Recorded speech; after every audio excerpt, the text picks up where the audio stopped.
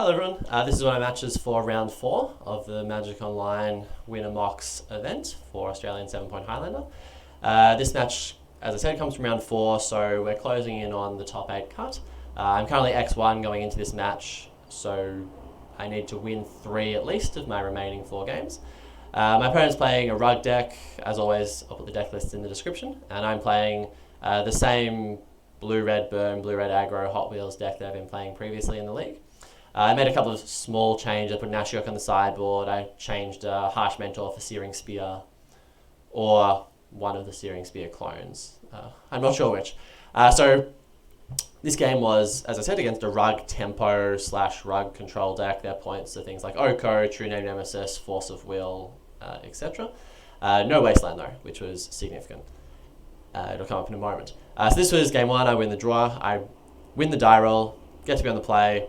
My hand is a delight. It'll turn up in a second. This hand is insane. You've got Sprite Dragon plus Goblin Guide attacking for 4 damage on turn 1. You've got 3 mana for whatever you draw with Brainstorm on turn 2.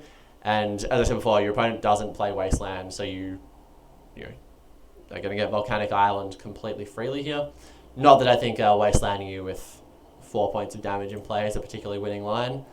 This is certainly one of the hands that you play this deck for. It just does some nonsense on turn 1 and suddenly your opponent can't win the game. Amusingly, I nearly misclicked and cast the wrong Mox here. If you cast Mox Ruby here, you obviously can't cast Goblin Guide off Mox Sapphire, so then you end up costing yourself a point of damage. And if you cast Sprite Dragon first, you end up costing yourself a Goblin Guide in play as well. But fortunately, I figured it out just in time. I play the Ruby, Sprite Dragon gets bigger, we make a Goblin Guide, and turn 1, 5 cards in play.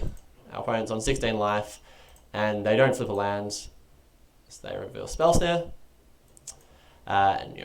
Good thing Sprite Dragon turned up on turn 1 instead of the very, very slow turn 2 it usually arrives on.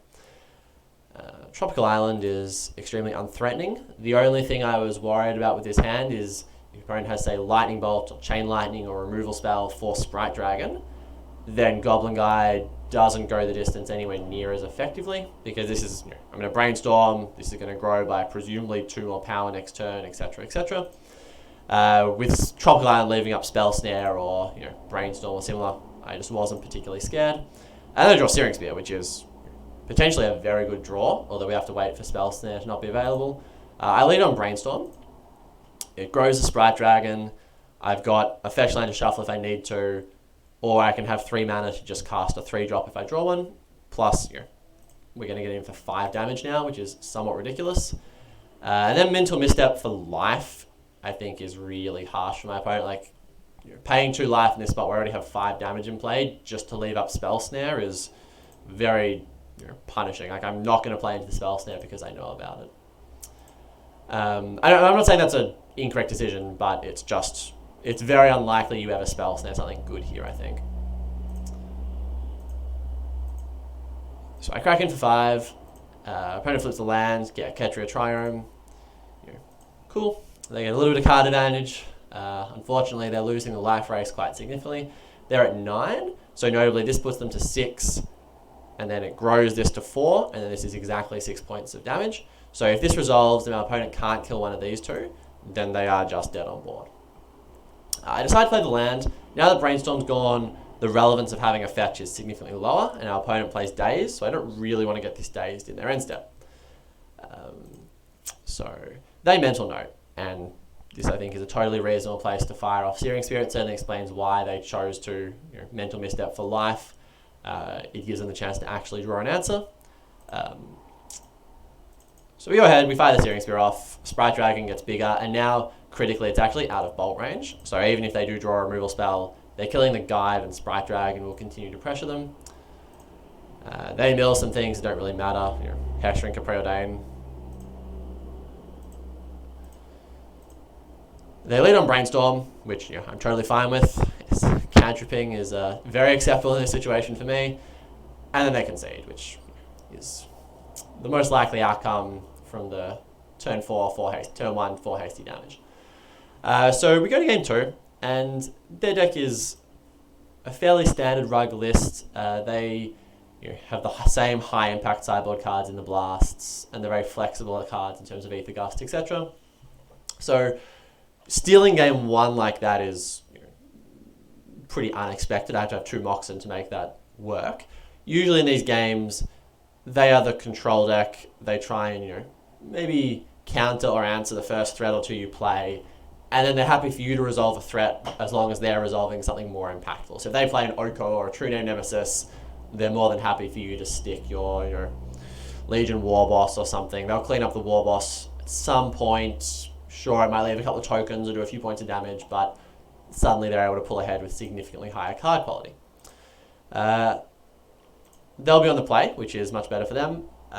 This hand is pretty gross. It doesn't, again, 2 Moxen, but doesn't do anything. You can even play a turn 2 Koth and not have anything to attack with, and you have to exile your other spell to do it. So we get rid of this. We get rid of this. And this hand's much better. There's an interesting question about what you put on the bottom, and it's almost certainly Mountain. But there's a small chance it's Grim Lavamancer, given that you don't really put things into the bin here, and you're not going to be able to kill their sort of early creatures. But Mountain is just significantly safer as a card to bin. If you miss Time Twister on 3, and you curve out Swift Spear, Searing Spear, Time Twister, that's fine. You can just wait and cast it later. So I ship the Mountain. I like this hand. Our opponent does get to go first, which lessens the impact of our cards, but we can't always play 4 mana worth of things on turn 1. So now there's an unfortunate situation. I was playing this on a slightly dodgy keyboard, and I F6'd, and then I F6'd in my opponent's turn, and it stuck, and was still F6'd on my turn. I got to clear it in combat because you get an automatic stop that ignores the F6 system, I believe, or something like that. But it did mean I couldn't play Monastery of Suspiria and begin cracking in, which obviously is a little bit frustrating. So I have to play Grim Lavamancer instead. I think Suspiria is definitely better to play here because it might force a response they don't want to make. It lets you start getting in damage right now. Grim Lavamancer is probably not activating next turn if you play it this turn. Also, I didn't get to miss my first land drop, which was a significantly larger deal. But the Grim Lavamancer thing, I think, is a worse play overall. We ship the turn back. They do some things, and they get their Triumph. And then they play Wooded Foothills. And they preordain with Foothills up. And I wasn't sure what to think of this at the time. Generally, you want to fetch before you preordain because you don't want to scry to the bottom and then fetch shuffle. I read this as maybe they don't have other lands in hand and they don't want to take a land out of their deck, which is a little. I don't actually think that is the case. That was just really the only explanation, other than they sort of just forgot to fetch first. This is not Ponder. You're not going to leave cards on top of your deck that you don't actively want to draw. The occasional time when you leave a situational card on top is pretty rare and pretty specific and doesn't really come up on, Mountain Grim Lavamancer openings. But they do preordain. They put 2 cards on the bottom, draw a card, and then ship. And I draw Brazen Borrower. So this is sort of interesting for me. I've got the option of play a land, have Brazen Borrower up, unsummon whatever they play my 3rd land, Time Twister. And then I've got a Brazen Borrower in exile, and we've Time Twister, we've both reset 7 cards, and I've got a Lavamancer in play for whatever that's worth. I wasn't sure that was really the best line. My opponent's at 6 cards. Giving them a fresh hand of 7 is sort of not the worst, but their 6 cards haven't been particularly impactful so far.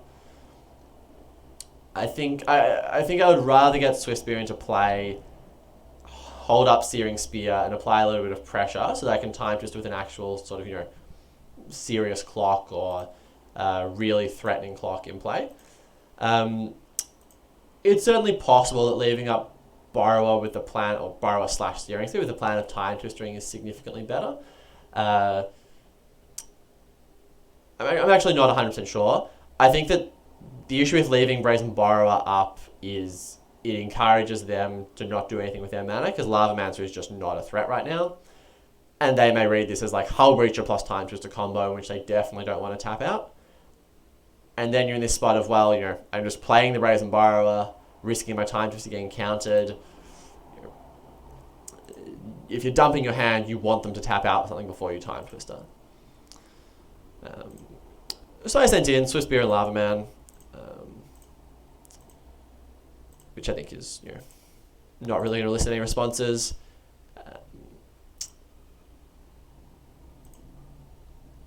And then our opponent fetches against Volcanic Island, which I think is interesting.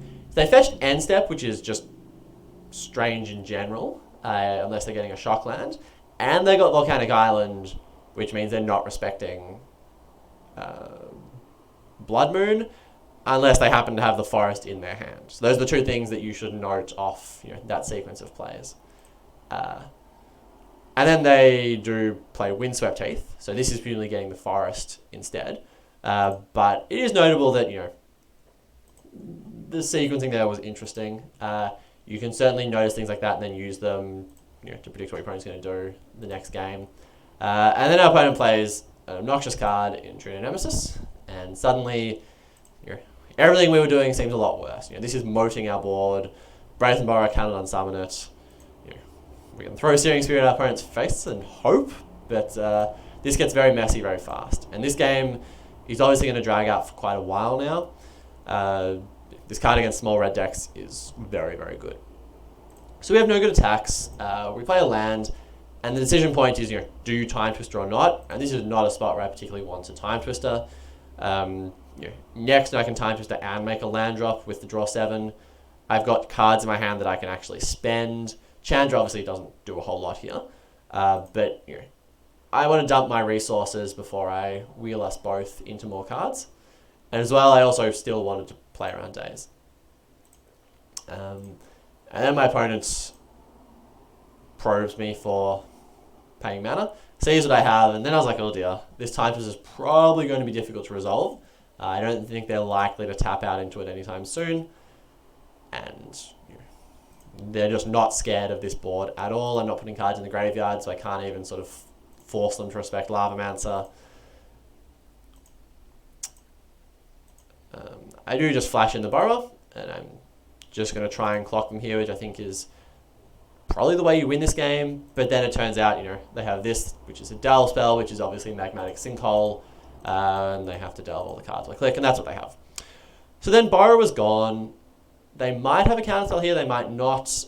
I'm unsure whether I should Time Twister or not. But then I draw Hull Breacher. I was like, okay, this gives me the potential to just win if they do something next turn. They've used their instant speed removal spell already. It's quite feasible that, if I can put this in on their end step, I could sneakily get away with something. And if not, it does just cut off several draws. Still, notably, cannot attack with anything. And then they fetch, which I thought a little bit about this, whether or not I put Hull Breacher in here underneath Counter Magic. I decided to cast it whilst they didn't have access to untapped blue mana. I think this is actually wrong. I think I should have waited until their end step for a couple of reasons. One is that a lot of the things that would counter this spell, like the Red Blast, they can untap and blast it with. It still doesn't play around Days because they still have an island. Well, they have 2 islands in play.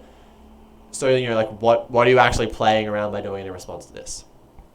If they're fetching here, I think they might want to Mental Note themselves, but they haven't used Mental Note. They might want to Mental Note or Thought Scour themselves, and you should respond to that instead. So I think this was ended up being a mistake. You should at least wait to see what they do with the mana.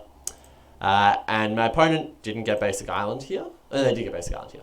Yep. So I was wondering at this point whether I should board back in Blood Moon and Magoose of the Moon for game 3. But then they got Basic Island and I decided no, they're respecting it enough that I'll have to sort of see what happens post board. And then they play Ooze, which is very good. And I'm kind of regretting my decision to not leave up Searing Spear. They play a land, they get the Brazen Borrower. This is an interesting situation. I'm going to untap with the option of killing Scavenging Ooze or Time Twistering, or Chandering into an empty graveyard and 2 blockers in play. And I think this is an Android deck. So I've got 3 powerful 3-drops. This one sort of doesn't count in this situation, plus a removal spell for the Ooze. So, I'm not sure what the correct answer is. I think Time Twistering into the blue and 3 cards is sort of, they're obviously representing something, but they've played Ooze, they've grown Ooze, they've played their 5th land. Their hand is probably not particularly good, or, they would have done something a little bit more powerful.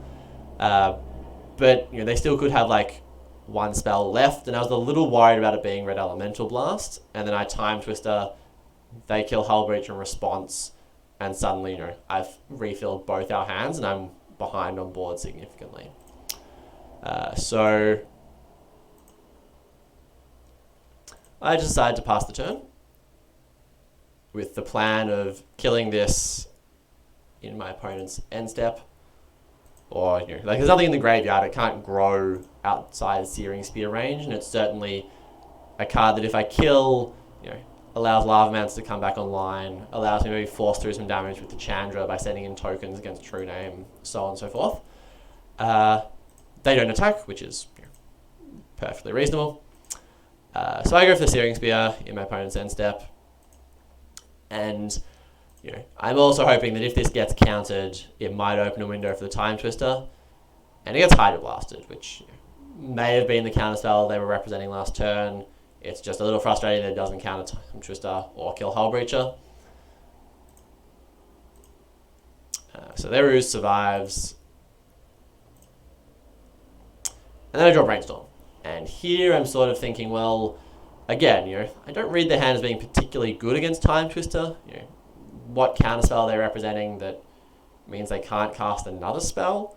So their hand is either sort of, insanely good, in which case I think they would attack with Scavenging Ooze, or it's a bit clunky and not particularly fantastic. I decided to Brainstorm. Making a 4th land drop's good. More lands is fine because I've got Fiery Islet. At some point I'm going to be able to turn this into another card. So I do decide to Brainstorm. The Swift Spear grows slightly larger, which is pretty irrelevant. And there's an interesting point here, because my opponent didn't eat Searing Spear in response to this, so I can Lava Mancer, shoot the Ooze, and if you draw a 1-mana burn spell, you can actually kill the Ooze. I think they figure this out at some point, and they start keeping my graveyard much more under control. But if I had drawn, say, a Firebolt here, then I could have killed the Ooze with a Lava Mancer activation. Here I put back Time Twister on the exact top of my library, and I think I put Chandra underneath it. No, I put Warboss back, because I'm not planning on casting Warboss this game. For the next couple of turns, because they've got multiple things in play. I'm obviously planning on casting it, given I didn't draw a fetch land. So I play the Steam Vents. I'm floating Time Twister to keep it safe, and I go for Vortex here for 2 reasons. One is because if it draws out a counterspell, then great. And the second reason is, sure, my opponent has 6 power in play, but if they start attacking me, they can't gain life with Ooze, and I think I win the race, given that Chandra and Time Twister are better for me in this spot where we have to end the game as quickly as possible. And they have Aether Gust. So just to expand on the race thing, they go to 13, I go to 13, and in that turn cycle, if they attack for 6 and I go to 7, I can attack them for 3, 4, 5, 6. That's the same amount of damage. Plus, I can Time Twister into lethal burn spells, which I think is good enough, but it's not quite clear. Either way, if this resolves, one of us is winning or losing very quickly, and I wasn't confident enough that it was definitely going to be my opponent, but I thought it was a perfectly reasonable spell to bait out with Aether Gust, and then I can't click that button. And then I definitely put it on the bottom of my library. I don't want to spend another turn trying to cast it. especially if they know that it's there and decide to attack me with True Name Nemesis, it then becomes impossible to ever play it. So it goes on the bottom, and then my opponent figures out they need to keep my graveyard under control. And I think from this point they actually do it a lot more proactively. Still can't attack. Swift Spear, serving as a 3, just gets motored by True Name Nemesis. And yep, Searing Spear goes away. So again, combat, my opponent chooses not to attack, passes it to me, and this is the turn where I have to think about, am I Time Twistering or doing something else? So there's the Dak Faden or Time Twister line. Obviously, if you play Dak Faden and target your opponent, they just discard 2 cards. The issue, I think, is that these cards are both countered by the exact same cards in my opponent's deck. Like, there aren't counter spells that are going to counter this, but not this. If there were, then I think I would lead with this. And maybe I should just lead with this anyway, because it forces my opponent to attack to stop me from drawing cards or locking them out of drawing. But at this point, I was very confident. My opponent doesn't have a removal spell for Hull Breacher, so they don't have Red Elemental Blast. It's basically Spell Pierce or one of the other soft removal spells that matter here. And I felt like the upside of Time Twistering was very, very high. The upside of Dak Fadening is also high. You make them discard 2 cards.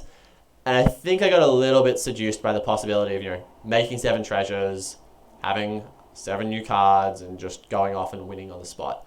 I think in reality, Dak Faden is a better card to drop here.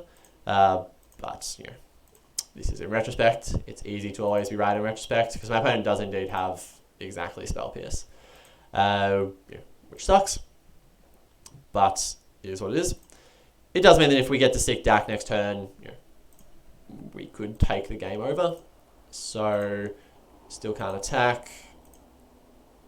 Our opponent eats some things, which is correct of them.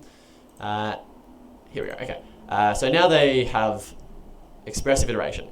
And this is a cool card because it gets around the draw effect of this, which is frustrating. They exile, at some point they're going to exile it. They exile Delver of Secrets, which is a great one to play here. It's going to flip and trade with this if it attacks. At some point, I guess, this will grow big enough to just eat this, but the Delver trading with this is quite a good reward. And it's also just going to threaten me because none of my cards can attack and none of my cards can block a flipped Delver. So I was like, oh dear, this might be the turn. They drew a great spell in Expressive Iteration. This might be the turn they take over the game. So we draw a card. We know what we're drawing. It's Legion Warboss. And then we make sort of the substitute prize of Dak Fadening. And it's it does resolve. And this is a situation I said before. I probably should just lead with this first. It gets Spell Pierced, and then Time Twister does just end the game on the spot. Dak Faden targets my opponent because I'm very, very sure they don't have Red Elemental Blast effects. So I draw 2, they discard 2. So they discard Sylvan Library and Mental Note. Obviously, Mental Note is the card that gets blanked by Hullbreacher and is almost certainly the card they were trying to play when they fetch and I flash this in.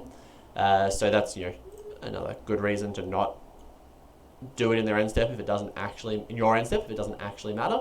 And Sylvan Library, very, very bad against Hullbreacher. You can't even look at the extra cards to reshuffle them and not pay life. So in this spot, the treasures work quite well in order for putting a Warboss into play. The 1/1's obviously going to get chomped on by True Name or Ooze, but that's fine. So we're building a board. We're forcing them to pressure Dak. Delver itself can't kill Dak, so they're going to have to attack with True Name Nemesis, which opens a window for us to attack back with our creatures. And if they don't kill Dak, obviously we're just going to be making them discard their hand. I can, depending on what happens to my opponent, I can see a situation in which they choose not to kill the Dak Faden, assuming they flip the Delver. If you put this to 1 and you can play both your cards, or both your cards are blanks, then it's not that unreasonable to sort of save your life and just kill this over 2 turns. But I was crossing my fingers quite hard for this to not flip, but they flipped it, and they flipped it off Pyroblast, which is, yeah, big game. So the Pyroblast, I think, could have been held here, because my opponent probed me and knows I have Chandra in hand. But it's going to kill Hullbreacher anyway, so that's fine. You can grow your ooze a little bit on the spot. I think it's neither here nor there. But then the interesting question is, do you kill Dak Faden? I no longer have the ability to Mind Rot you at will, so it's going to filter 2 cards from my hand. But if you attack with Delver and True Name Nemesis, you're going to take damage in return. I'm not sure that that's worth it, but at the same time, you are at 16 life. Getting Dak off the board is a pretty good reward.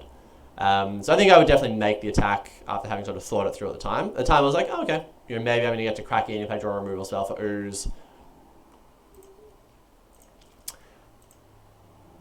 So Dak's down, and I draw Fire Blast. And again, I think my opponent is still being a little loosey-goosey with the Ooze. I think I would eat this straight away, because, again, it just opens up lines where if I have a fetch land, I can fetch, play Firebolt, kill Ooze with the combined spells, or I can fetch, shoot Ooze, use a 3 power spell to kill it, etc. I think it does just unfortunately open up lines that may not otherwise be available to me. Fire Blast blanks it all. I can sack 2 mountains and always pay for the Fire Blast. There is an interesting question over how you sequence this. I think I should have played Chandra pre-combat, which is a pretty big leak. It's actually a significant leak, but I F2, I hit past priority or whatever, and ended up in combat, and then was very, very upset with how this all played out. And so this is a misclick on Moto. And then the decision is do you try and just time walk yourself, let this get eaten, accept that next turn you can do both, or do you move in, shoot your opponent, trade the Ooze for the Swift Spear or the War Boss, and just, hope that's enough? I think with 1 card in hand, it's totally fine to hope it's enough. I don't think you can really take a turn off when your opponent has this sort of pressure in play. Sure, you can chump this, but this is going to kill you in only a couple of attacks. So if you have Chandra in play, this gets far, far better because there are 2 more 1/1s attacking, and your opponent's forced to attack Chandra with both of these things next turn. So here we go. I serve with everything except the Lava Mancer, obviously. This, my opponent has to know something is up here. They try eating my Dak, I think, pre-blocks, if I remember correctly. Yeah, they eat my Dak pre-blocks. Minimize the likelihood of Lava Mancer shooting their thing, but with Fire Blast, it doesn't matter. But I have it, so I shoot them in the face with the Fire Blast and eat the lands in order to kill the Ooze.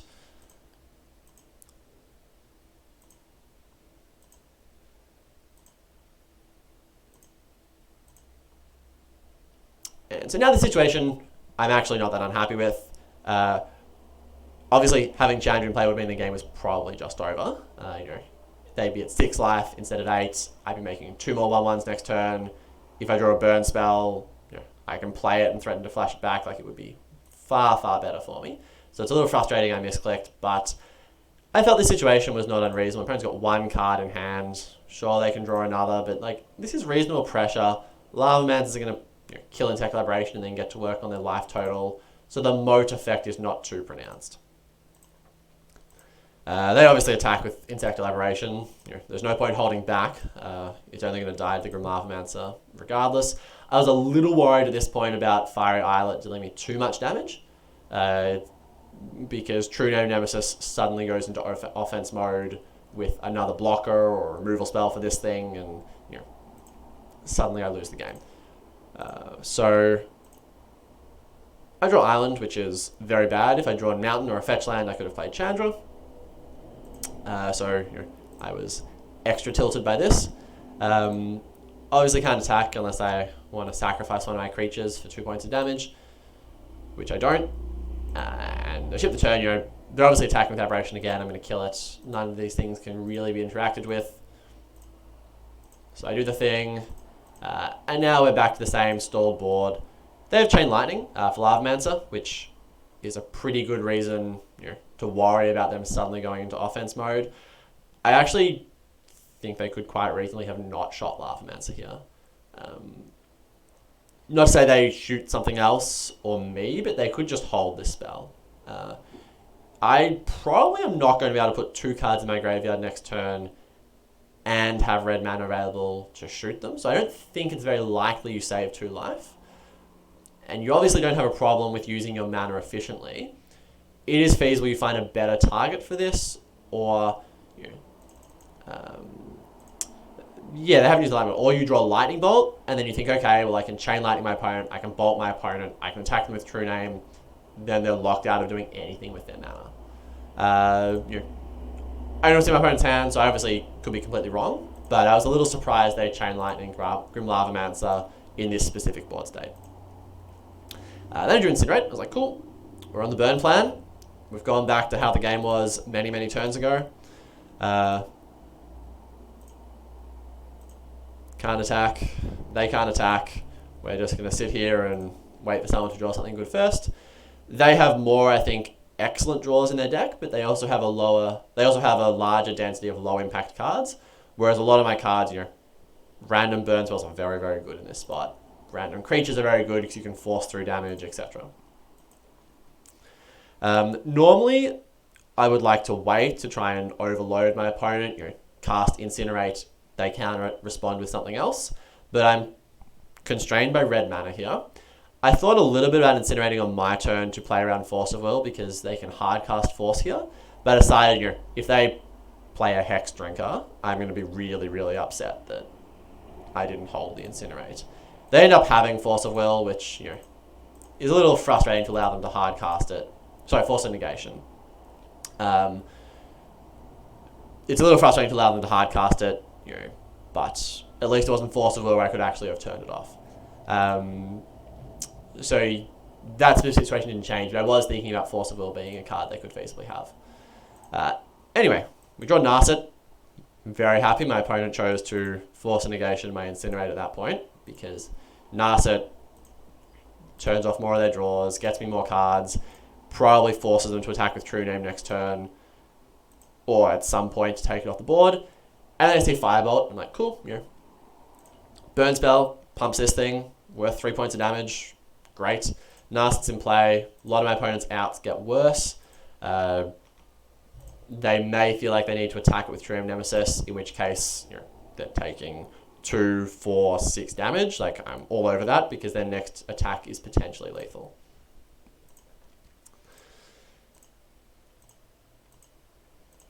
So they kill Narset, which I can't do anything about. I'm still getting very, very worried about this Fiery Islet business here.